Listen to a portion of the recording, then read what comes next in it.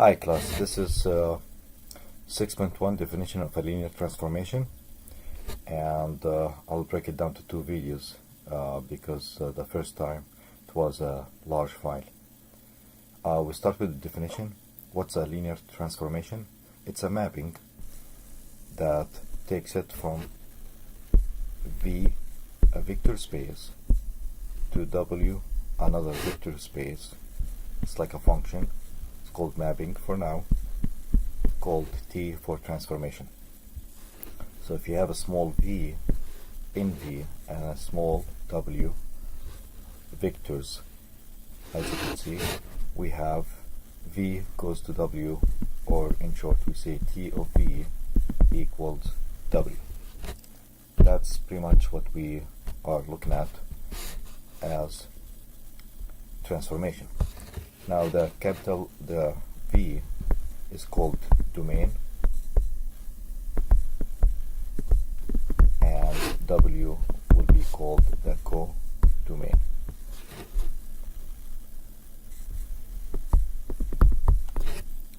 Now the main thing that you need to know, which we will be using, the properties for the linear transformation. If we have these two properties, we call the mapping a linear transformation. The first property and the second property. First one, it says if you have U and V in V as inputs, T of U plus V will equal T of V, T of U plus T of V. That says the transformation of the sum of two vectors is the sum of the outputs, the transformations of T of U and T of V. Second one, if you have scalars C, we have T C V equals C T V. That says the transformation of CV as a scalar multiplied by V equals the transformation of V multiplied by C. So it's like you pull the C outside.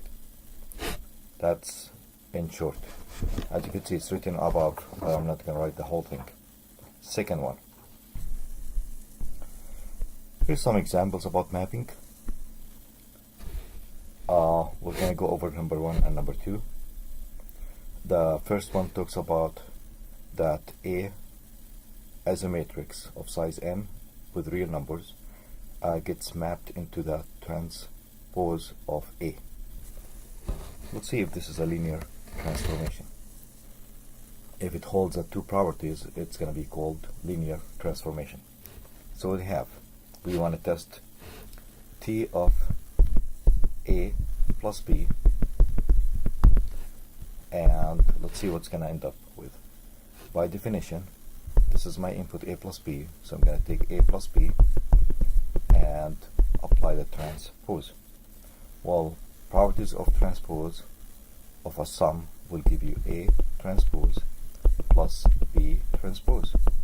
But A transpose by this definition, or this mapping, is just the image or the output of T of A, or of A, and T of B is actually B of transpose, so that's going to be T B. So in short, what we have this equals this, and that's the first property, which is T A B, A plus B is the same thing as T of A plus T of B. It works. Second property, for any scalar C multiplied by A, I want the output to see how it's going to look like if C is going to end up outside. Well, that is by definition the transpose of CA. CA. But by properties of transpose, that is actually C multiplied by the transpose of A. And transpose of A is T of A, so that's T A multiplied by C. Again, the property holds and we're good. Therefore, we could say that this mapping is going to be called a linear transformation. Let's look at a different one. Instead of testing both properties, and this is not going to work anyway, we're going to jump to the counterexample. The counterexample, we're going to use a scalar different than 1. So let C equals 2. That's a scalar. Let's test what is T2A. Is it going to end up 2TA? That's the question. Let's see. T2A equals 2 to the power n, because T is multiplied by the matrix. That means it's multiplied by every single row in the matrix, and we have n rows. So that's going to be 2 to the power n times the determinant of A. Of course, if n is greater than 1. If n is equal to 1, you're not going to see the difference. You're going to see 2 times, which does not equal to 2 times the determinant of A, and that was the expected output. So therefore, T of 2A does not equal to 2 the transpose or the transformation of A. That says T is not a linear transformation. Next, we have another example. We have C1i and C0i. If you go to the index at the back of the book, it says what is CK. CK, or C to the power ki, by definition is the collection of real valued functions with at least k continuous derivatives in the interval I. So let's start. To start with, we're gonna say let f and g be two functions in C1i. We have number 1 and we have number 2, the two properties. Let's go back and do the steps. We have T f plus g. You want to test that by definition given to me on top, which is right there. I have f plus g. That's my input. I want to apply the derivative, but we know how to apply the derivative to a sum of functions, which is just the derivative of f plus the derivative of g. And going back to the definition, the first one is T f, the second one is T g. So what we have now is T f plus g equals Tf plus Tg. Works. Second property, we're going to take a scalar and a set of real numbers, and we're going to test T of Cf. That's going to end up Cf. We're going to apply the derivative just by definition.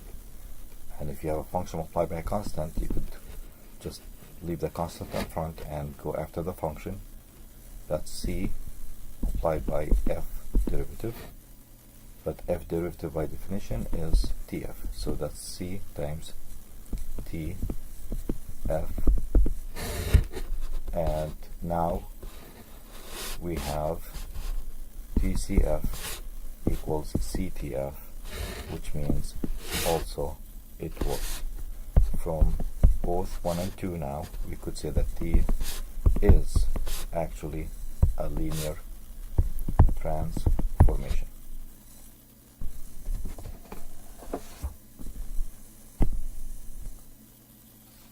This is another one that takes y as an input from c to I. One more time, if you need to know what c to I and c to the power 0i, look at the index and you will see it. It talks about continuous functions. This right here says verify.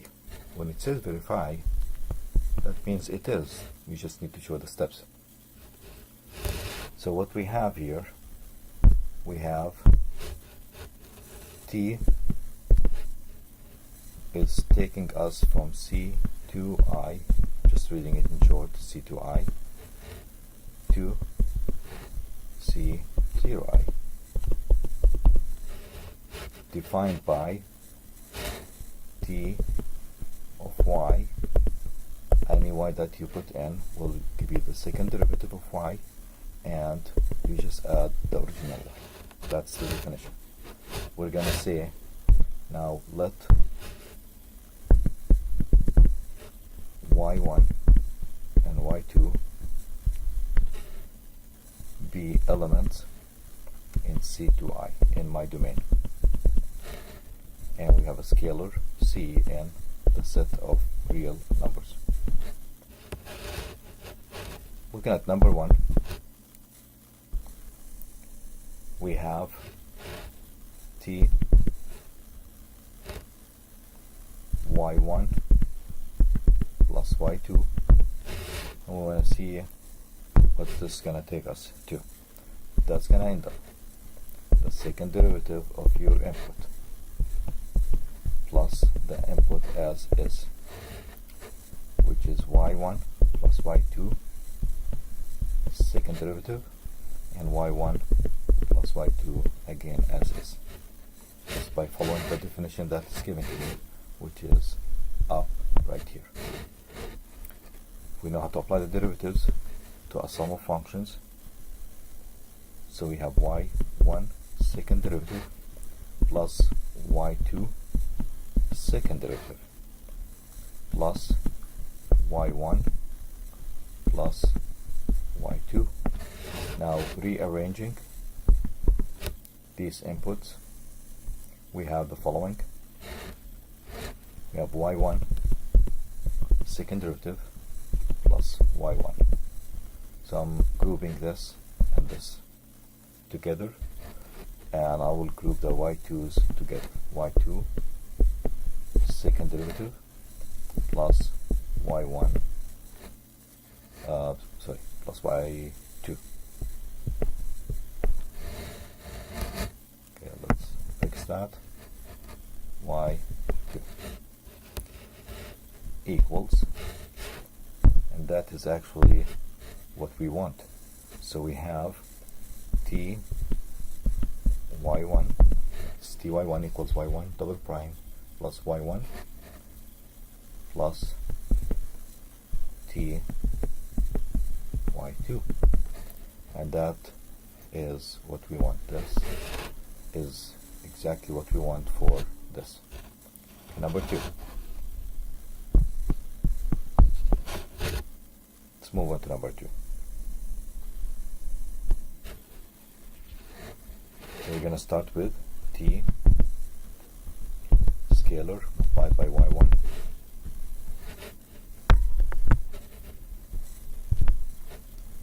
and we're going to see what's the output. Equals cy1 second derivative plus cy1. Applying the derivatives, we have cy1 derivative second derivative plus cy1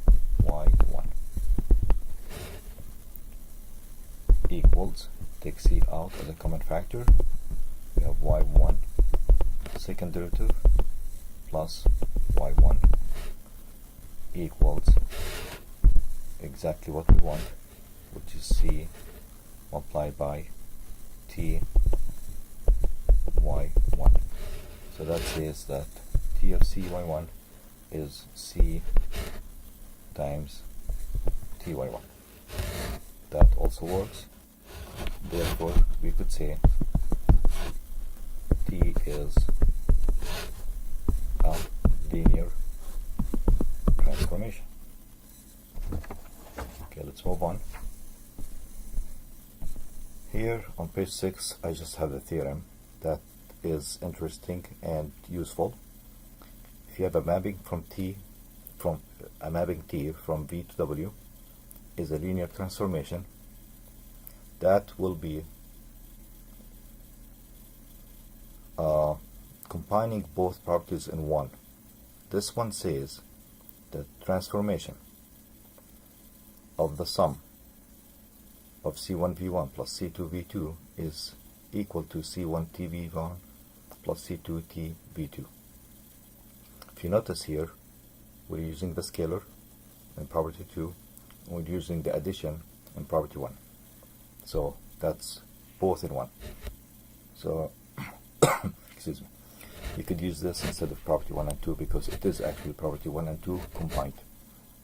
That's all what this theorem says. Okay, on page 7, I have another example. Now, what's this one?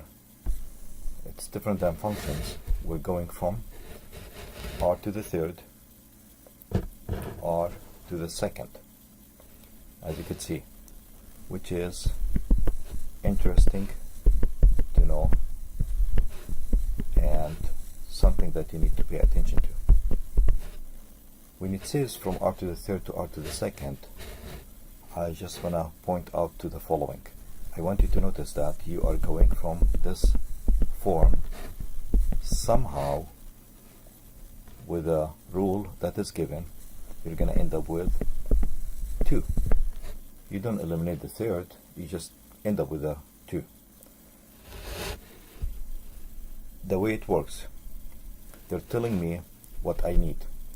Any basis in r to the third should have 3 vectors that they are linearly independent. The best basis is 1, 0, 0, 0, 1, 0, 0, 0, 1. If you know those, you know everything. If you have them and you have their outputs, pretty much you have everything. So if you have 5 and 7 and 2, you could just write the 5, 7 and 2 as a linear combination of your bases, which is 1, 0, 0, 0, 1, 0, 0, 0, 1, and you end up with the output. Number 1 that they want here. So they want few things. Let's take care of number 1. Number 1 says what is T of 4, 3, and 2. And number 2 it says, let's put the question mark here. Number 2 says what is T of A and B and C. What is the output in general as a rule? Let's go after number 1. So we are in number 1, and we'll see how it's gonna work. We have T, 4, 3, and 2. Let's find the output. Well, 4, 3, and 2. Let me take this off first, and I'll show you something about 4 and 3 and 2. 4 and 3 and 2 could be looked at as a linear combination of your bases, which is 4 times 1, 0, 0 plus 3 times 0, 1, 0 plus 2 times 0, 0, 1. Knowing that if I apply the mapping to 432, we have the following. So we have T 4 3 2 will be the mapping of the right hand side. But when you apply it to the right hand side, you could also use the property, because they say this is a linear transformation. This is a linear transformation. It says right here is a linear transformation, meaning I could use the properties. Applying the properties, that's going to end up 4 T 1 0 0. So I'm skipping a step here. Instead of saying T of the whole thing on the right side, I'm applying, walking in, applying the second property and the first property, which is actually the theorem combined, plus 3 times T 0 1 0 plus 2 outside T 0 0 1, and all these are given to me on top. So I'm going to say 4 times, the output was defined to be 7 negative 2, which is up here, plus 3 times 1 5 plus 2 times 0 negative 8. Applying the 4n and the 3n and the 2n and combining those, we have 31 negative 9. Done. So that's the output for 432. It ends up with just an R2, not R3 anymore, as 31 comma negative 9. Let's look for the second question, which is what's the general output, or the rule in general. T A B C will equal A T 1 0 0 plus B times T B times T 0 0 0 1 0 0 1 0 plus C T, it's right down there, plus C T 0 0 1, which equals to A times T1 0 0 is 7 negative 2 plus B times 1 5 plus C 0 negative 8. Those are given to me on top.